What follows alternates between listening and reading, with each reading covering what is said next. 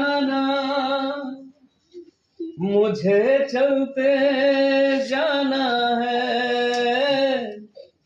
बस चलते जाना।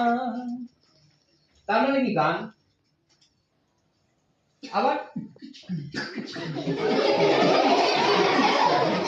আবার নাচ, আবার তার সাথে সাথে কি জানতে হয়, বুঝিয়ে ভাবছি কত লোক, হ্যাঁ এত লোক আমাকে দেখছে, ওরে বাবা রে,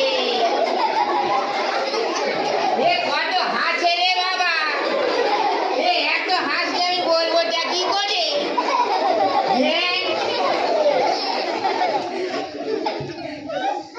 তাহলে একটা মানুষ সে গান গাইতে পারে, সে নাচতে পারে, আবার তার এই যে কণ্ঠস্বর, আমি যে কণ্ঠস্বরে কথা বলছি, এই কণ্ঠস্বরকে পরিবর্তন করে অন্য কণ্ঠস্বরে পারফর্ম করছে।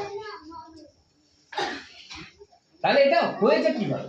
এটা তো একদিনে হয়নি, দীর্ঘদিনের প্রচেষ্টার ফল হয়েছে।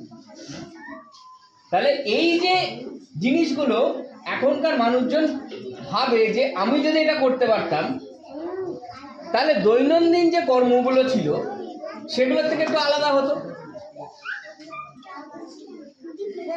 হ্যাঁ,